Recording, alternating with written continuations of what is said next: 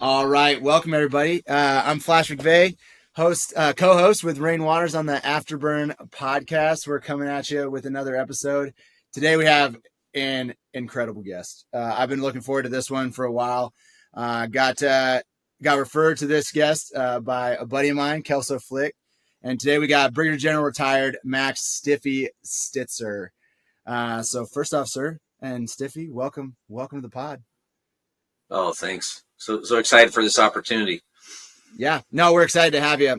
So wide-ranging career. We're going to start this off by tell us about yourself. By the way, before we get started, Stiffy, maintenance officer by trade, prior enlisted. Myself, a fighter pilot. We're going to attempt to get through this hour-long conversation without fighting each other or arguing over code 3s. Is going to be the goal of the day.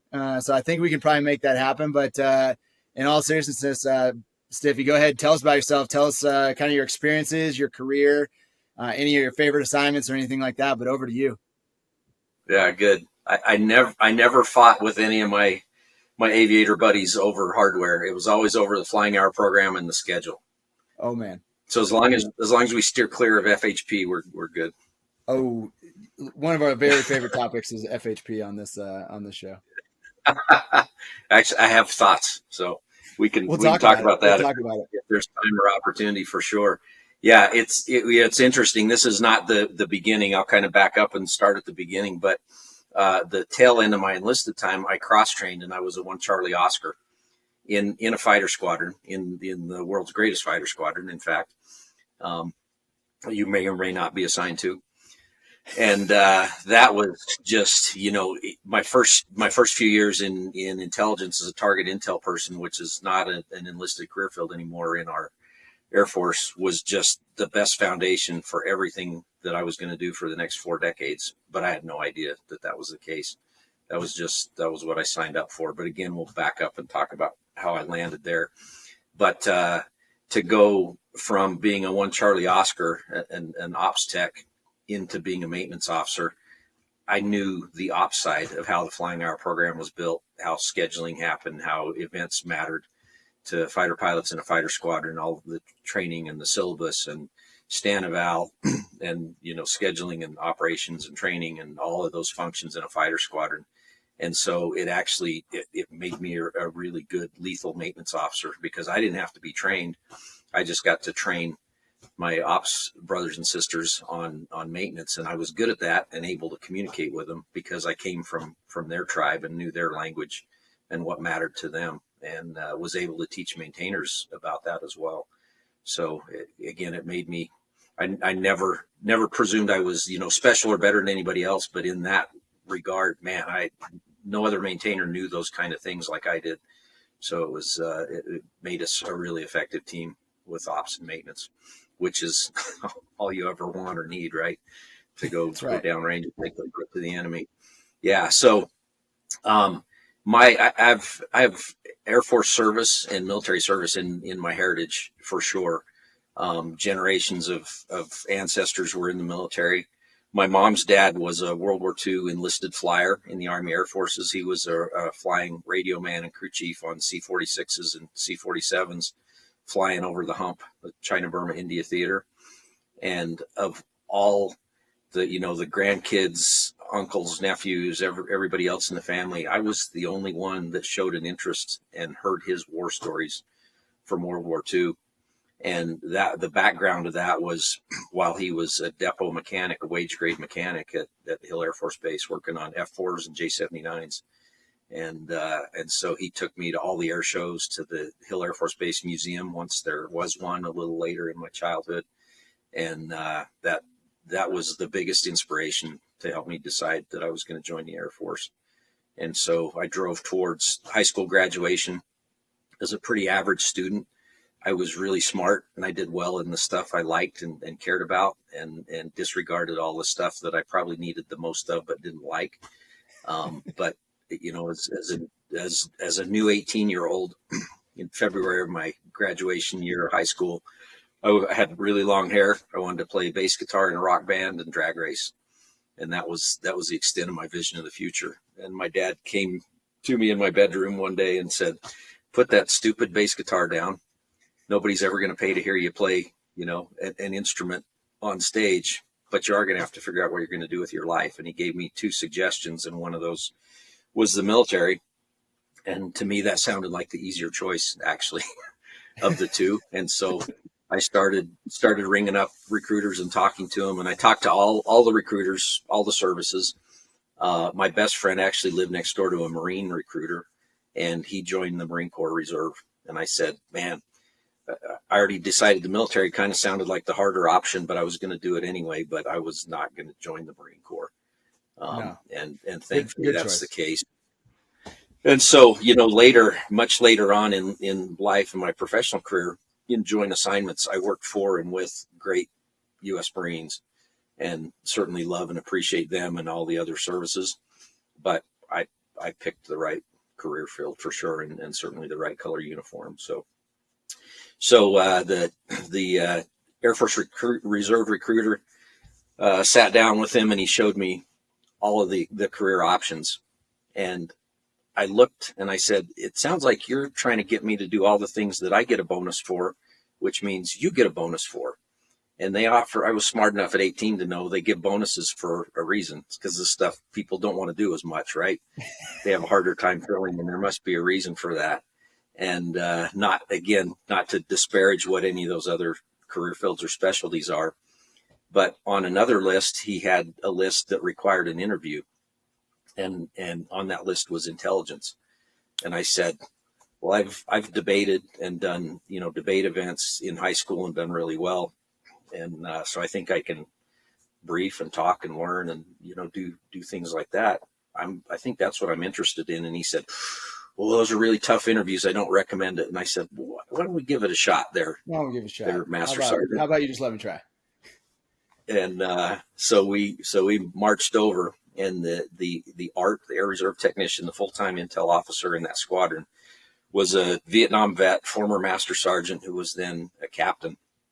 And he looked like a nice guy, but also like a no BS kind of guy. And I was a little intimidated. It wasn't like a high school teacher or something like that, And so he parked me in front of his desk and interviewed me, and he said, I think we'll take you. We'll give you a shot. You got the stuff." And as I reflect back now, how I look at kids that age who probably looked a lot like I did, and there's no good reason he picked me. I'm not sure I presented any of the things he needed to see in that interview, but for some reason he took a chance on me. And it was during the Cold War. We were flush with people, like a typical Air Force Reserve unit. There was a list of people lined up to get in the unit, but they were all prior service. And so a brand new airman off the street who had to go to basic training and tech school and everything didn't really take a position away from any of those fully qualified people. So off I went, and I immediately knew I wanted to be in uniform and do that as a full-time career my whole life. Which was not necessarily conducive to being the reservist I signed up to be, so I could stay in my hometown and go to college, where I was born and where I lived. So I did every bit of full-time military duty on orders. I took every TDY, every great trip for years and years. And finally, the second guy who replaced that captain went to me and he said, I know you love and idolize these fighter pilots, and they've expressed their support for you to come, graduate college and come back and fly in this squadron. But he said, there's a distinct difference between you and them. They finished college. So you need to get your butt in gear, quit taking all these good deal trips, and knuckle down in school and finish and get a degree. And so I heard that edict loud and clear, and he was right, of course. And the guy was like Combat Bob. I don't know if you've heard of him, but like a second dad to me, and still is to this day. Also a Vietnam vet, which is a trend. I was raised by Vietnam vets at that time in the early 80s, the Cold War. So set about to finish college. My last semester of college, I came up needing glasses. And in those years, the early 90s, they weren't waiving anything for any reason, because they had far more applicants than they take to go fly. So I said, what I really want to do is make a difference and lead airmen and make the mission happen. So my very next choice, and it was a very close second choice, was to be an aircraft maintenance and munitions officer. And that's what I got to go do. So that just launched me into a whole career. And I recognized pretty soon after that I was exactly where I needed to be. And again, no disrespect, but from my perspective, if I'd been a pilot, I'd have been one dude in a cockpit who was kind of a customer of all of the support that makes the mission happen. And as a maintenance officer, I got to lead hundreds of people immediately who made the mission happen. And so I felt like I had an opportunity to have a lot bigger impact. And I probably would have been a terrible pilot. I probably wouldn't have had the hands and the brain for it. I certainly didn't have the vision for it. And so there are ways that you end up, whether you believe there's a spiritual component or whatever, or the institution kind of drove you to the right place. But I ended up exactly where I needed to be. And I think the fact that in the end that I ended up as a general officer kind of shows that was the right path, because the odds of starting where I did and ending where I did are absolutely astronomical. And they are multiples of astronomical if I'd been a rated officer, right? Because there's far more competition and just the math wouldn't have been nearly as favorable to me. So it all worked out in the end. But man, that took me through 4 decades, from an airman in a fighter squadron, taking out the trash and washing and detailing the soft truck and printing hard copies of the flying schedule, to being a general on the air staff and the joint staff in the Pentagon. And I pinched myself every day, especially the 7.5 years that I spent in 2 tours in the Pentagon. I started out as an intel airman reading Tom Clancy novels, and I got to live it for 4 decades. But I joke to people, they're like, how I want to be like you. How did you end up like that? And I said, well, there's a chance you can, because the competition is weak and the standards are very low. And that's why I got where I did. No, well, I think I like what you said. Like, well, I think I'm very important as a fighter pilot. We talk very routinely on this show and on this podcast about the fact it's like I'm the last part of the kill chain and potentially the least critical. Is obviously I'm not in the target area without a working airplane, without qualifications and somebody tracking those, and all the schools and the intelligence on what the target is and things like that. So the people that support the fighter pilot, I have an immense amount of respect for, and then I have an immense amount of respect for your 40-year career. I'm gonna cherry pick something you said about being in the world's greatest fighter squadron, the 466, which I am a part of now. So in the house of that. But AMOS or AMOS. Yeah. Okay. So Advanced Maintenance and Munitions Operator School. I went to the Fighter Weapons School, graduated from there. So we both wear this super cool patch on our left shoulder for our career. Can you tell us what that kind of is, like right maintenance weapons school? Yeah. So my graduation certificate's right above my head on the back wall there. And I'm very proud. And if you can see it, there's 2 patches there. One is the patch at the time of what was then known after that first class as the AEF Logistics School. So AEFLS, it wasn't AMOS yet. The patch on the other side is the weapons school patch. And I think it's an instructor patch too, right? It's got the black border on it. So when my wing commander who nominated me at the time down at the 301st Fighter Wing in Fort Worth was Tommy Dykes. Tommy Dykes is a legend. If you don't know that name, look it up. Delta Yankee Charlie Hotel Echo Sierra. There's a book called Sierra Hotel, the Era of Fighter Pilots After Vietnam. And it's about the contemporaries of Tommy Dykes who came home from Vietnam and said, no more Vietnams, right? We're going to retool our Air Force. We're going to take over from the bomber generals and the mobility airlift generals and retool how we do things in the Air Force so we can fight and win wars, which we did under their leadership. Tommy Dykes is mentioned in that book. So as a captain in Vietnam flying F-100s, He was a contemporary of people like Dick Myers and John Jumper and other incredible names like that. You know, Dick Myers, chairman of the Joint Chiefs of Staff when he retired, and Tommy Dykes actually retired as his 2-star reserve assistant to the chairman of the Joint Chiefs of Staff. So that's where he ended up. Anyway, he signed my nomination to go to the very first class of AMOS, believing it was weapons school, that it was WIC, just like he helped found for F4s and you know, was a legend in that community. And so when I came back, he said, "Where's your patch, bud?" And I said, "Well, see, here's the thing. They're not giving patches because it's not really part of weapons school. You know, this whole thing, blah, blah, blah." And he said, "Well, I'll be damned. I sent you to weapons school. You're a weapons school grad." And he gave me his patch, ripped it off his shoulder. And so I framed it when I framed my certificate. Subsequently, a few years down the road, you know, it was my good fortune to be an OG from that very first class. And a few years down the road, they got a patch, and then they actually got a patch with a target, the bomb hitting the target, the normal weapons school patch, and it just says AMOS on it instead of weapons school. But that single event of all, if I had to pick one, is the biggest windfall in my professional career, because of what I learned there, what I learned about myself more than anything. I didn't learn a lot of content that was new, but how to apply it and how to be an integrator. And it, you know, literally says that on my graduation certificate, that's your responsibility, right? And then to be humble, credible, and approachable, and to be an instructor and an advisor and produce air power.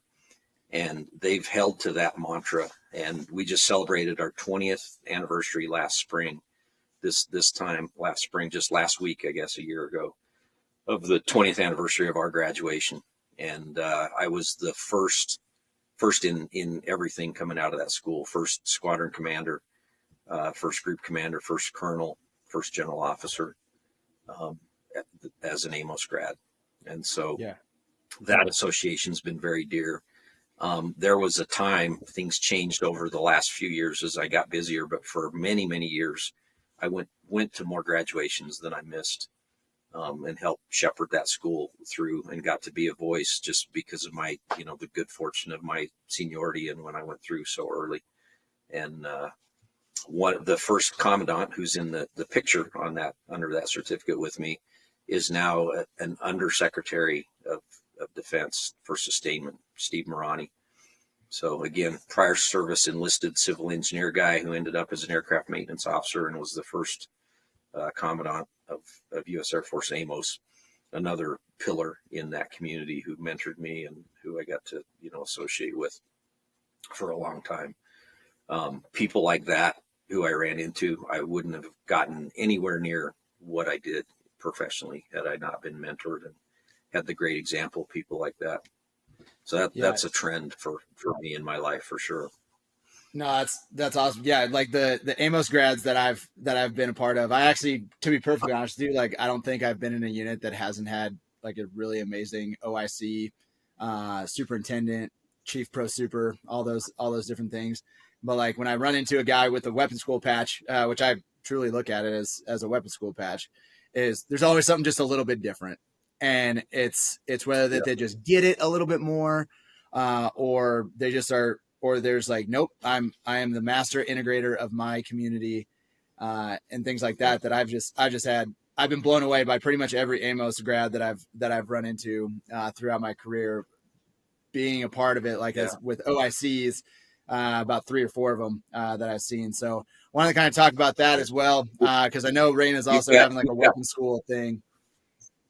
Yeah, you've got 3 in your wing right now who I had a personal hand in their development, right? So a captain, a chief, and a colonel, including your maintenance group commander, Colonel. And so I raised Kermit up from a staff sergeant, got him commissioned there at Hill. He moved around and did all the tough jobs, and then has ended up back there as a maintenance group commander. Extremely proud of him. And that's the greatest pride I have in anything I accomplished in my career, are the folks I helped raise up behind me. So I feel like I more than replaced myself. And that's kind of like the weapon school. I mean, aside from humble, approachable, credible, the other, if you were to say a motto of the weapon school is make one more. And so pretty much when you're looking at that is you've made many more. So you make one more, you made that one, you make the next one. And I know that a lot of us look at going to weapons school as not about us. It's now about serving other people. It sounds like you were of the same ilk as you've gone through your career. All right, let's talk Pentagon. Is it as awful of a building as it's made out to be? You know, it's interesting. People always want to know about that because most people haven't been there, certainly haven't served there. So you see and hear what's on the news and what, you know, is kind of urban legend about being in the Pentagon and serving in Washington, D.C. And one thing I always lead off saying it's an honor to be asked to serve at that level. There are many staff jobs, not all of them, but many who they don't necessarily get the best people or who you'd want there. You get the person who nobody else wants or who is too dumb to jink out of a staff assignment, right? It's a little, it's funny because it's true, right? It's a little different in my experience at the Pentagon. The two places I served, my first tour as a 2-time graduated maintenance group commander, I got called up to go to the Joint Staff J4, so the Directorate for Logistics, in 2014. Really important time up there in the building for sure. And so that was a quantum leap from being very tactical, even though you're, you know, an 06 and a maintenance group commander, and I was at March at the time with two incredible MDSs, 2 weapon systems, KC-135s and C-17s. But after only 15 months in that job, they called and said, here's your next assignment. You're going to the Pentagon. And I knew, first of all, that was an amazing opportunity.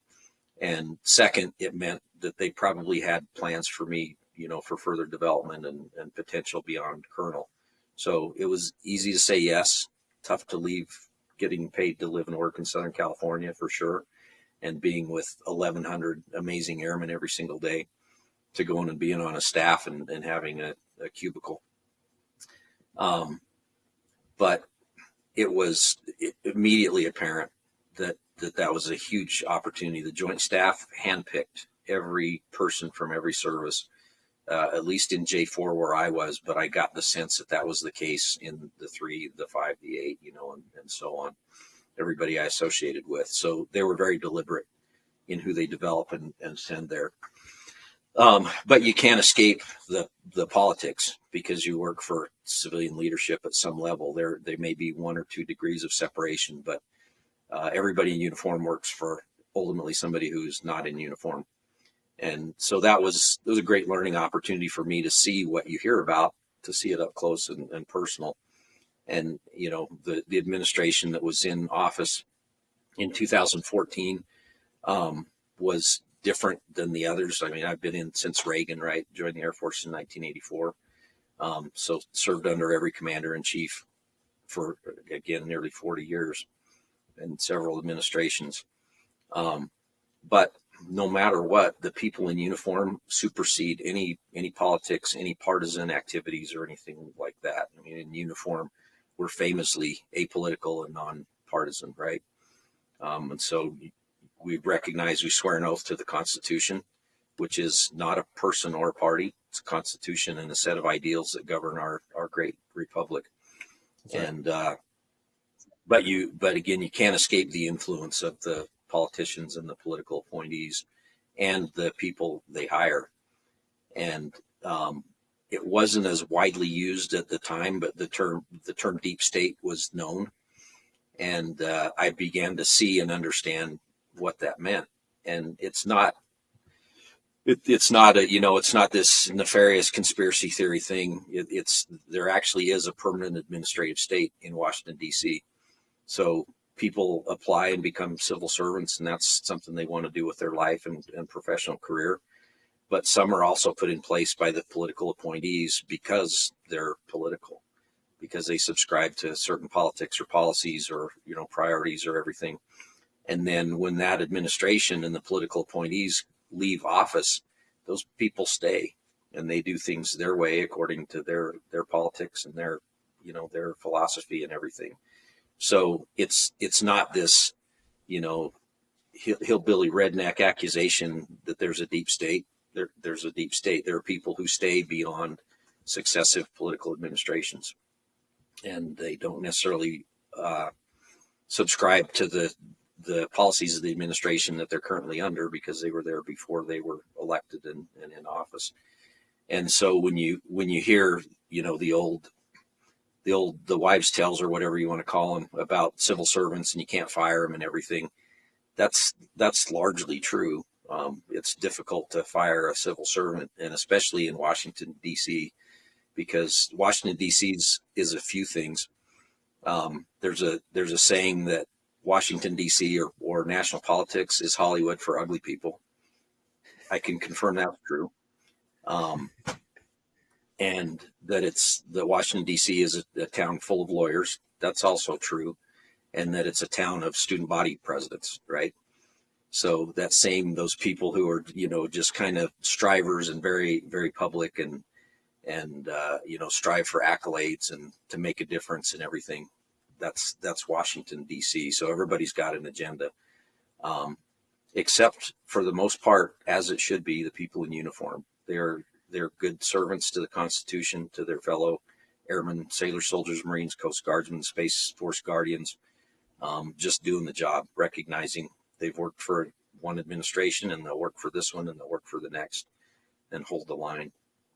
But the politics certainly are the most unsatisfying part of living there, other than the practical things like the cost and the crowds and the traffic and things like that really don't have much to do with politics.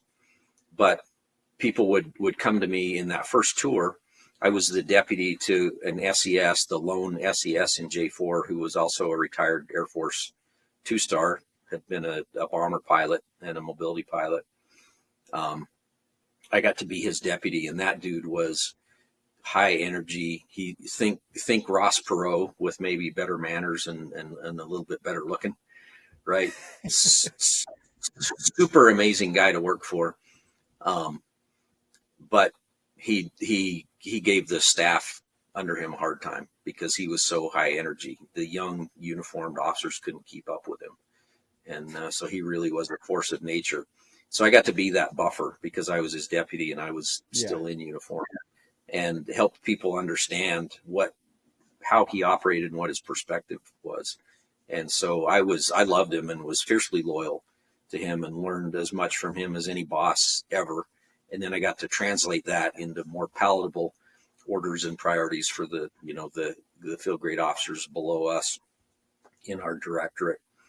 And people would come to me and say, how can you be so calm, and how can you just brush some of this stuff off? And I said, because first of all, it's mostly transitory, something that spins up and catches your attention and frustrates people today, we won't even care about tomorrow. So, learn what matters and what doesn't, and let it go.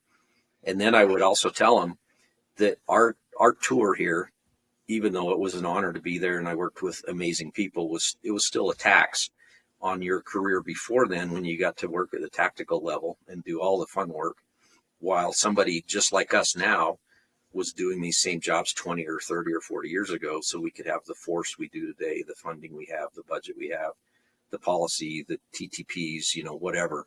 Somebody built those and we just got to operate under them and play in them and do the tactical warfighter jobs. And now we're providing for a generation or two in the future by doing those jobs now. And they could ask anybody, and they asked us. So, yeah.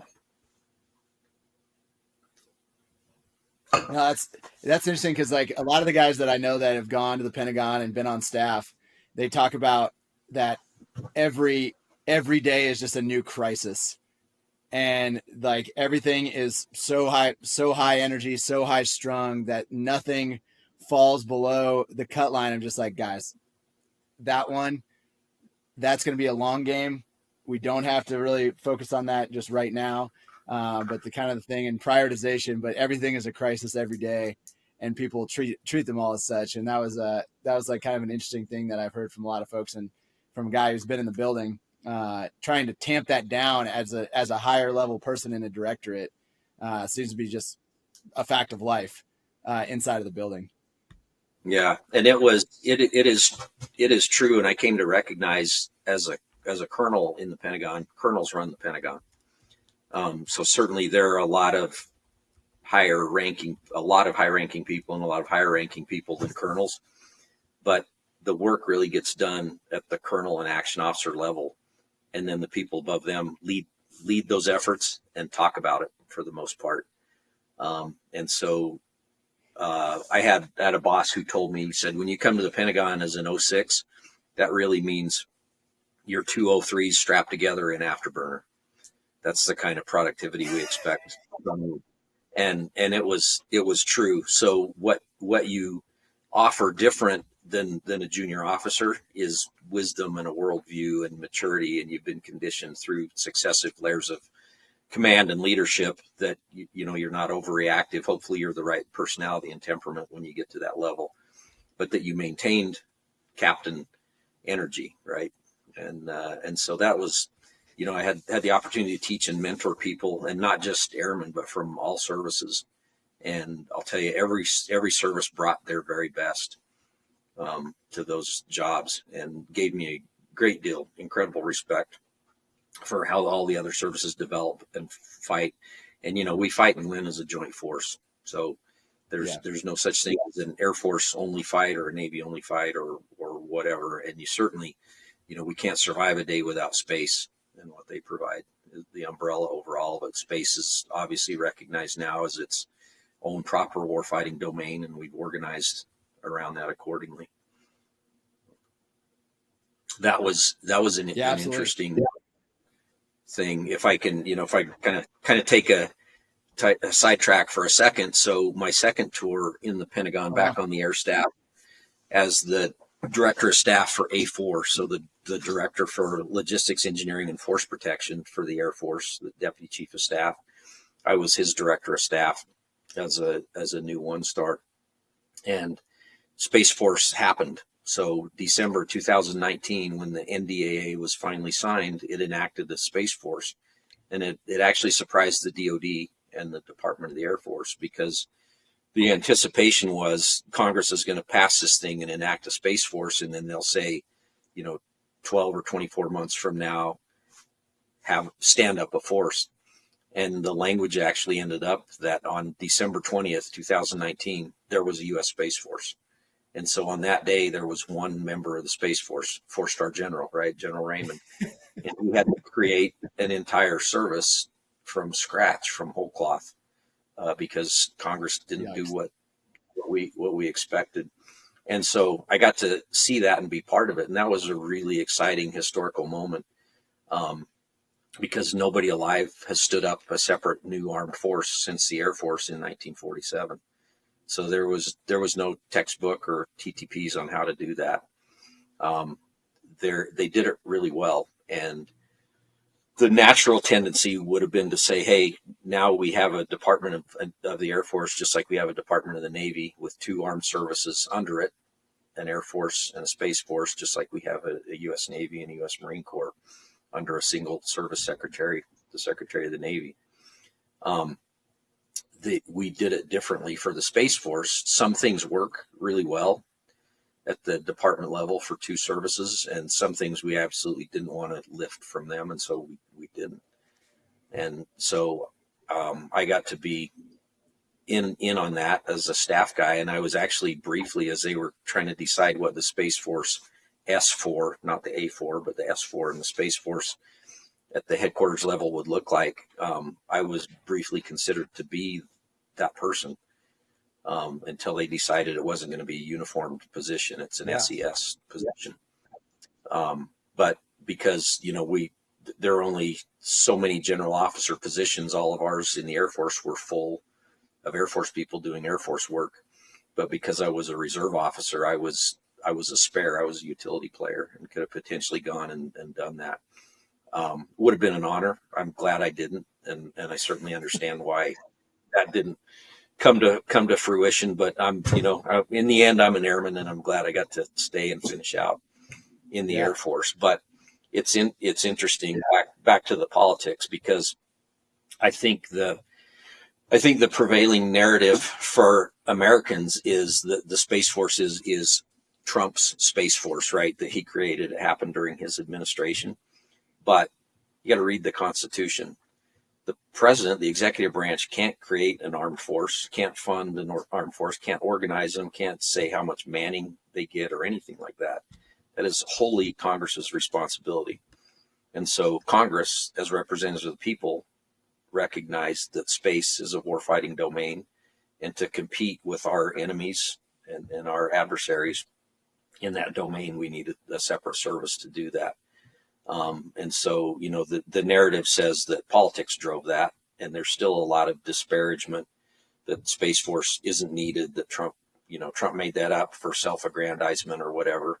But it was actually overdue by the time Trump was in office, and certainly has superseded him being in office. And I mean, time will tell, and history will prove it was the right decision, and that we were too late doing it. But it was politics that held it up, and politics that determined that actually happened during Trump's administration. Yeah, like how the message comes out about a separate Space Force is interesting, has been interesting to me. When, I mean, we have Space Command, we have all the things that were always under the United States, the U.S. Air Force, and then that was the politics, and the message gets lost for the fact that, at least in my experience, that everybody in uniform was just like, no, this is a good thing.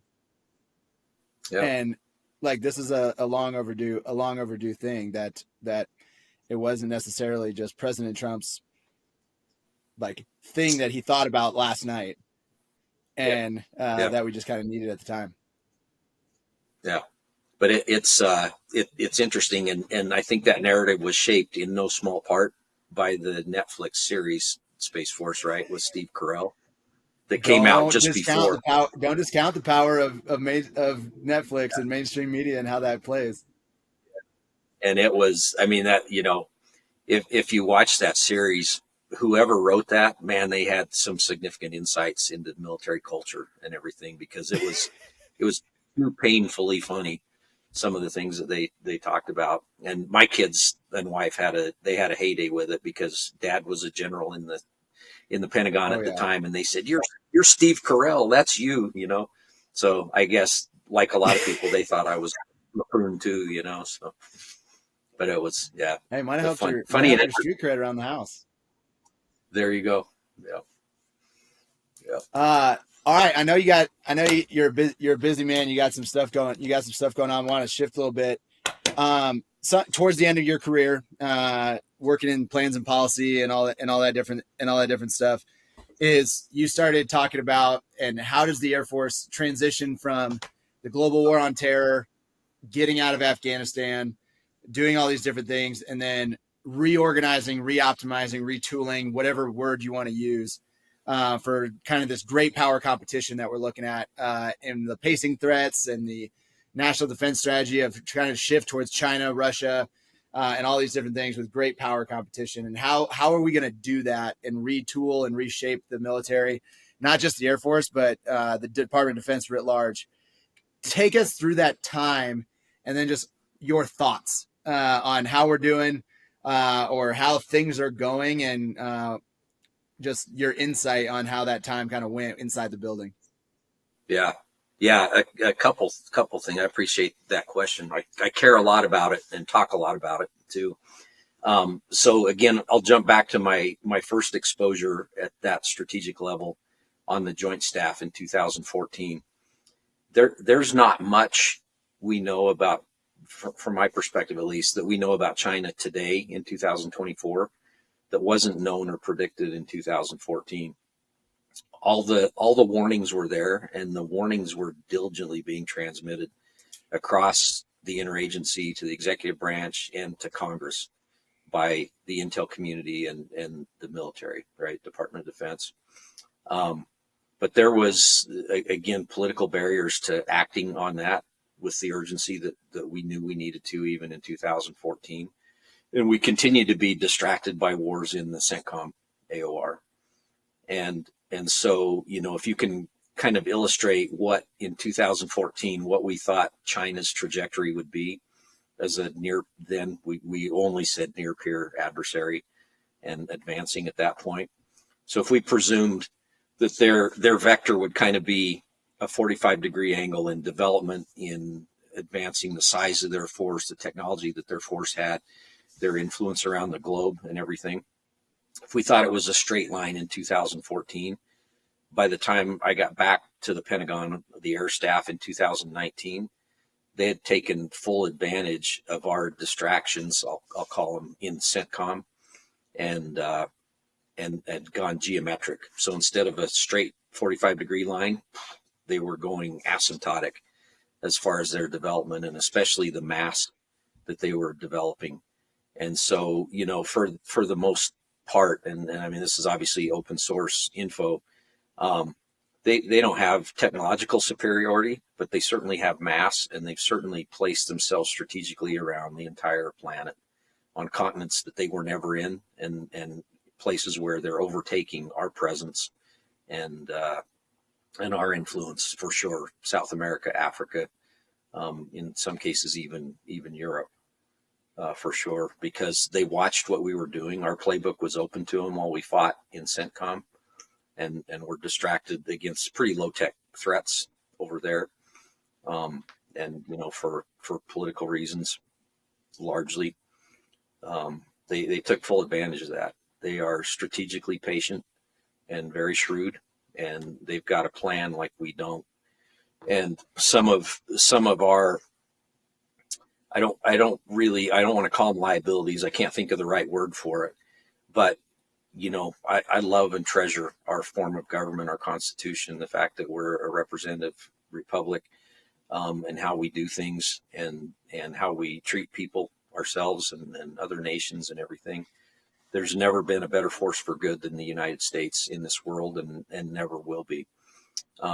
But because of this, that our democracy and our desire for, inclusion and fairness and things like that, we have fairness in contracting laws and federal acquisition regulations and everything.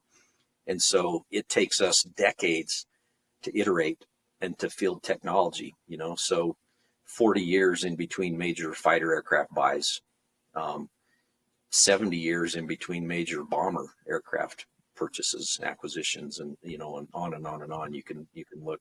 That's true of the Navy and most of the other services as well.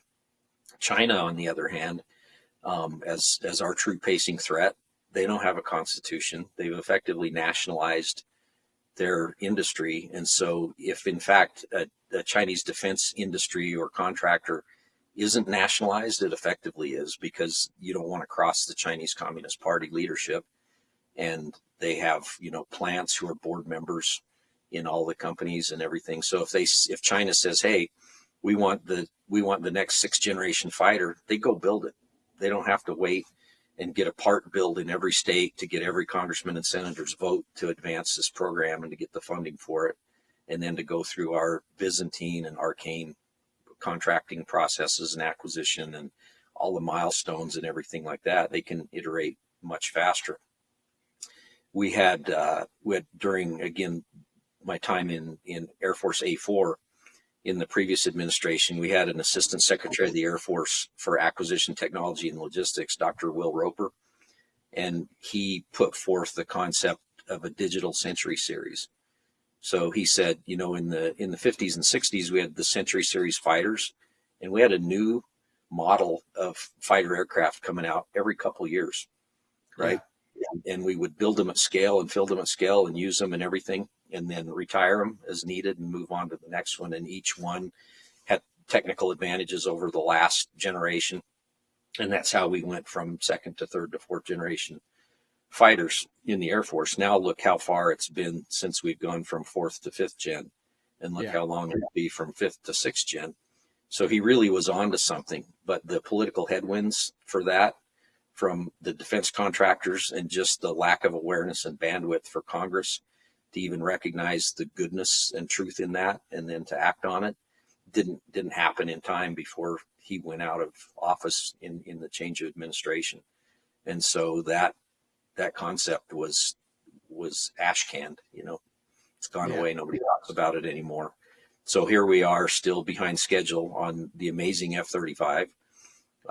People ask about that all the time. Oh my gosh, what about the F-35? We can't build them fast enough. They're too expensive. And I say both things are true. In a system that worked and was fully functional, we would have the F-35 we need. They'd all be built and fielded by now. Would have been years ago. Wouldn't have taken as long to get the small relative numbers that we have now. But it really, in the end, it's politics and economics and the influence of the military industrial complex that has held us up. It's not the recognition that we need that exquisite capability. And we've never had a fighter or a weapon system as amazing as the F-35. It's exactly what we need. We're on track to continue to develop and increase the capability that they have. But we're so far behind on building up that mass that we need that China doesn't have the same challenge. Yeah. I think like the thing that at my level that I kind of talk about and then just sitting around with the guys is like, you said liability or anything like that, but it's just like, it's almost like now I think it's a good thing that our system is inefficient. And like when you're looking at it, it's like, it's almost like, it's like, what would you trade? Would you trade max efficiency to be more like the Chinese way of nationalizing the industry base? Or would you have our inefficient republic? And we could talk for hours on that. And so it sounds like you were kind of sensing the same thing. And then, so overall, like when we were looking at that pivot, is that like with this kind of thing, like, are we on the like right track, parallel track, wrong track, or things like that you kind of witnessed when you were in, and then now just your thought looking back on things, because hindsight is usually a little bit better sight than foresight. So when we look at that, it's like, what do you think? Yeah, we're behind where we should be in 2024 for sure, as a nation and as a military. And again, I attribute it mostly to politics. It's not the good work of the people in uniform. Certainly there are some flawed and inefficient people. They're by far the minority of our force in uniform. The people who choose to serve are led by America's best, and they are truly the treasure of this nation. They're America's sons and daughters, and everybody I've ever known in any sort of leadership position understands that and understands the responsibility we have to care for those people who've consented to wear the uniform and raise their hand and serve with us. So our barriers are largely political, and our lethargy and inertia is largely political and economic, not because we don't have the awareness we need to, and not because we haven't provided the best military advice to the executive branch and to Congress. It's a bandwidth issue and a politics and votes issue that they choose what they act on and what they don't, and what they fund and what they don't. And you talked about the velocity thing in Washington. I think that's a universal criticism, right? Nothing happens in Washington. Congress never produces anything, and there's actually data to show during this current Congress they've produced a tiny fraction of the legislation that previous Congresses have, in number of bills and legislation and things like that. I happen to be a small government person, so I don't think more laws and more legislation is necessarily a good thing or a better thing at all. But when people criticize that, and again asking, "Hey, you're a DC insider, you saw behind the curtain, what do you think?" I tell them, just like you said, I think our founders were inspired, and I think there's some spiritual aspects. I think they got some help in seeing and understanding the future of this nation, and built that in as features to our form of government and our Constitution. And I've told them, you criticize the dysfunction of Congress and politicians and the federal interagency. So knowing that, would you want them to be able to act and make snap legislative decisions and enactments? Yeah, right? Absolutely not. It's good that it's deliberative and that you have to fight to get anything through. Because if they could act with impunity, they would pile up the laws and legislation and the oppression that would come from that, on business, the economy, personal freedoms, and things like that. So it's good they have to fight to get anything done in DC. Let them, but let's restrict it to them. Yeah, I agree with that. Keep it in that AOR. Don't fight that war on our turf in my house or my neighborhood. Exactly.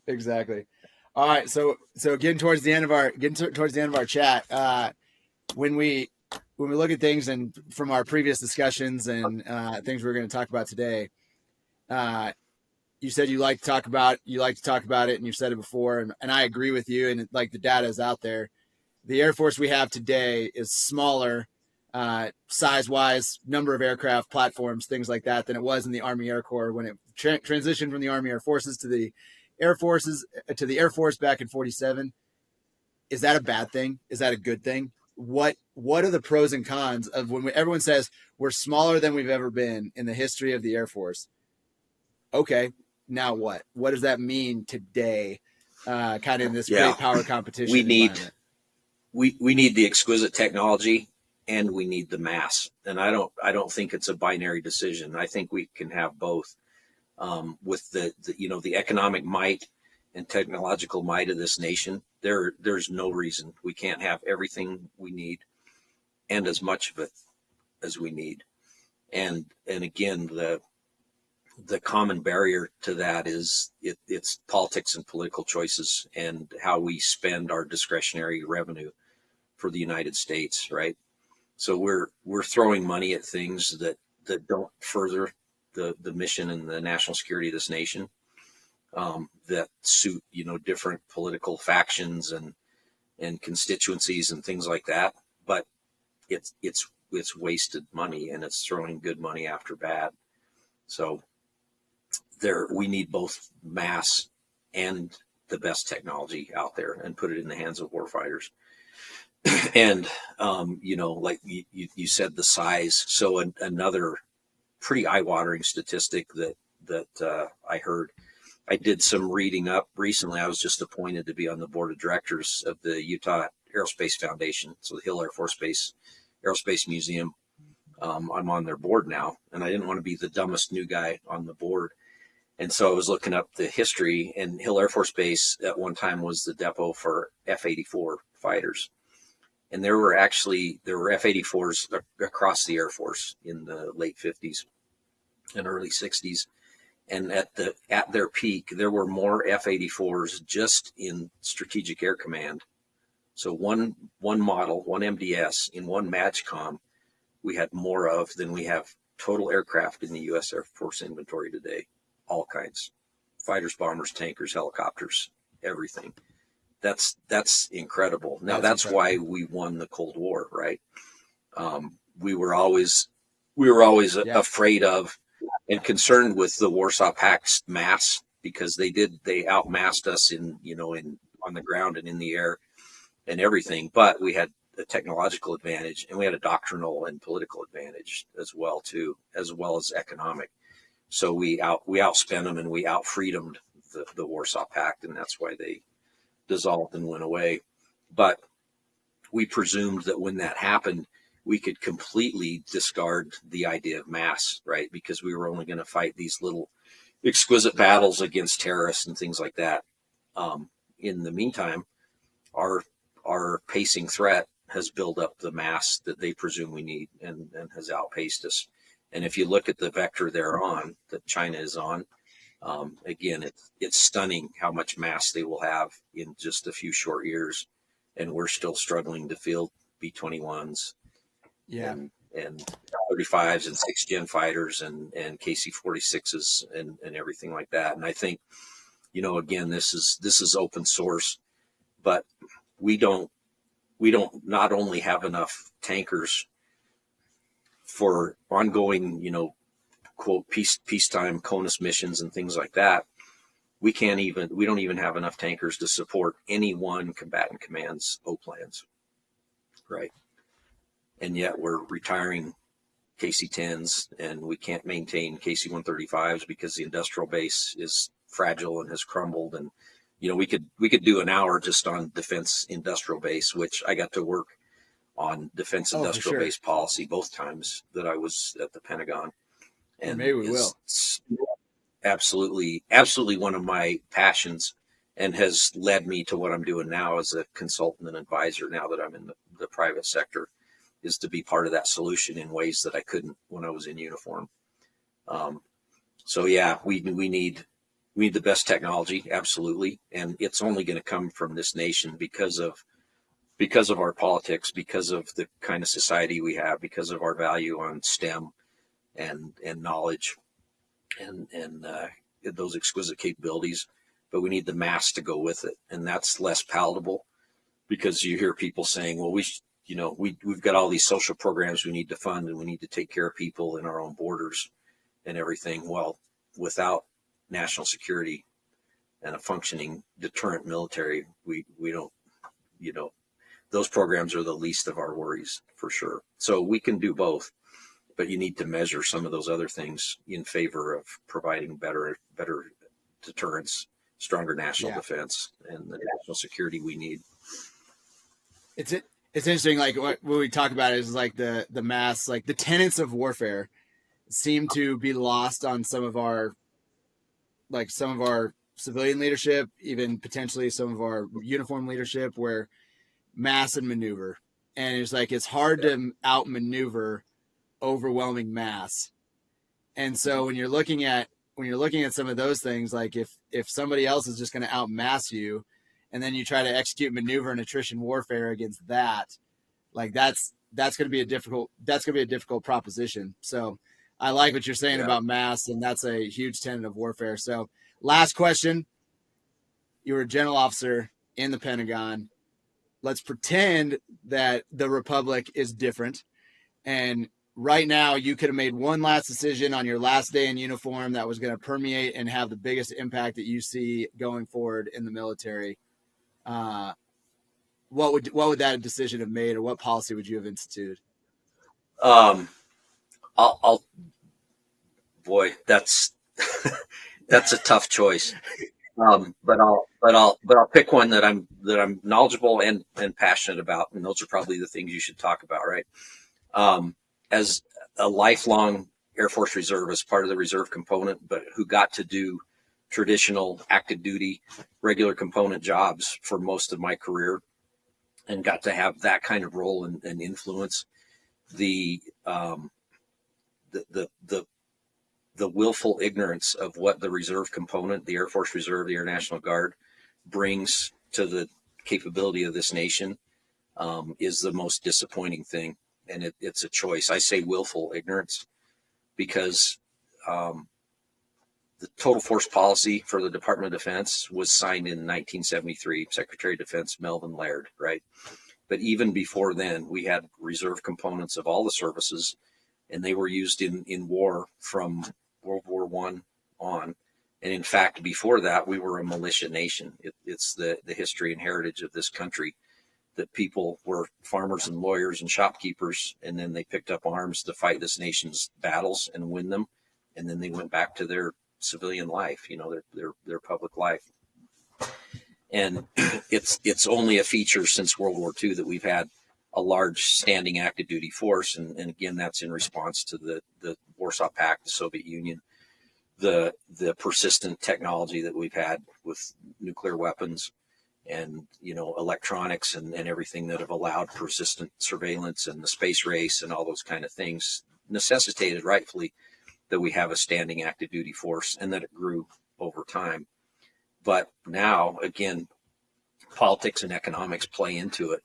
And we will never be able to afford an active duty force that services all the missions and provides all the capability we need for the defense of this nation and its deterrence and for national security, which leaves us with only one conclusion. Some of our force will be part-time in the reserve component.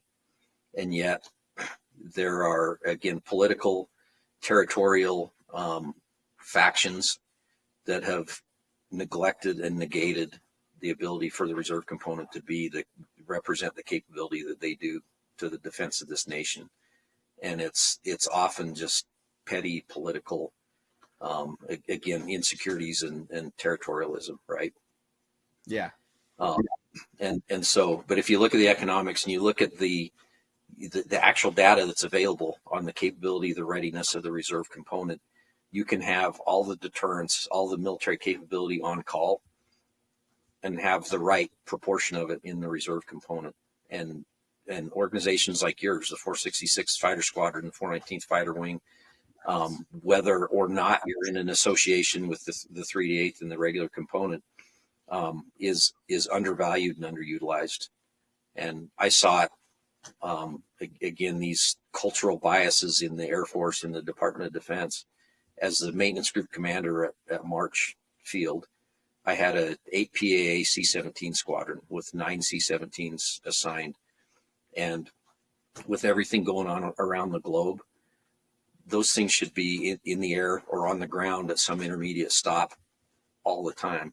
And yet there were many, many days we had 7 of them sitting on the ramp at March because Air Mobility Command wouldn't call them up and use them. So they'd wear out Travis or McGuire or McCord or Charleston or any of those other, the regular component C-17 bases. But our reserve unit-equipped C-17s were underutilized while they complained about not having enough airlift capacity.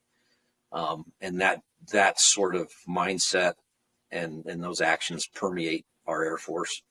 So if I could make one change, it would be to force Congress to hold the military services accountable for the capability that we've invested in hardware and in personnel, and actually adequately and properly use those and be the deterrent capability that we need as a nation. So I love that.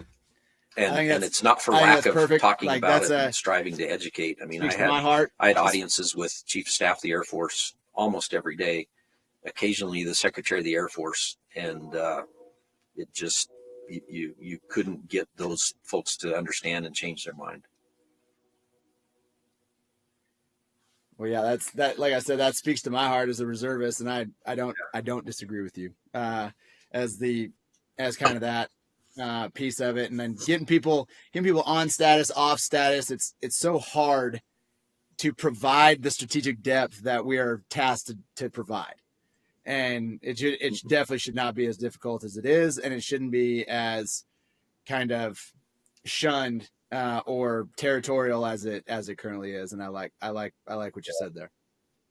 And that's some of that isn't any sort of political or territorial bias. It's just the oppression of the bureaucracy, because a program like DTS, right, the Defense Travel System, is agnostic to components, missions, anything like that, and we lack the will to fix that. Do you think pick any major industrial organization in the private sector, they would never tolerate inflicting DTS on their people. They'd fix it. They'd realize that it's a bottom line thing and a quality of life thing, and it wouldn't have gone on as long as it did. But we've invested literally billions in programs like that and not fixed them. Those billions could have bought more F-35s or better pay for military people or better housing or deterrent capability or capacity or whatever. So we're far too comfortable playing with other people's money and being inefficient with it and irresponsible. Well, I second that. I agree with that. All right. I'm going to be a good steward of your time. Thank you so much for this time. In fact, I like something you said just a little bit ago leads me to believe that I would like to do a part 2 with you about the defense industrial base at some other time. So we're going to go ahead and get that scheduled, especially for the folks that I know are probably saying, man, I would like to hear some more about that. So thank you so much, Stiffy, for your time coming on the show. Last words over to you. I know we're a little bit over time, but last words over to you before we thank our subscribers and then kind of get out of here for the day. Yeah, the American public should have every faith and confidence in their uniformed service members. And especially I can speak personally among all the branches because I've served in joint assignments, but my home and heart have been in the Air Force for almost 4 decades. It gave me abundant opportunity, none of which I ever deserved. I had amazing bosses. I served with amazing airmen, got to take care of again, America's greatest treasure, their sons and daughters who chose to do this. We are and always will be and need to be the greatest nation that there ever has been. And, even more personally and close to home, this local community here in Utah around Hill Air Force Base, Utah, objectively, I think it was U.S. News and World Report just published their best places to live, and Utah was number one again, objectively the best economy, because of fiscal conservatism and just the culture we build around here. There are a lot of templates and models for all the things we need to do. We can fix all of these things as a nation. There are really not a lot of new ideas. We just need to implement them and listen to the people who know, and discard politics and do what's best for this great nation. And I'm always have been and will be committed to being part of the solution. And for forums like this, great podcasts are a great way to get that word out, to get people thinking and engaged, and increase the understanding and hopefully forward the conversation and make things better. So I appreciate knowing you and knowing the work you're doing here, and certainly in your other role in uniform as a mighty Lightning pilot. You have my greatest admiration, and I'm jealous you get to continue to work with the greatest people in America doing that mission. So thank you, and thanks for your service. All right. Well, thank you for yours, Stiffy. I appreciate it. Have a great rest of the day. For those listening, thank you so much for listening to another episode of the Afterburn podcast. Whether it's me or Rain hosting great guests like Stiffy, hit the subscribe. Thanks to our Patreon supporters. We'll have to do this again sometime, sir. And have a great rest of the day. And thanks for talking. This was eye opening. It was enlightening to me, and I couldn't be happier getting to know you. So appreciate all the time and the words that you gave us. So have a great rest of the day, and Afterburn out.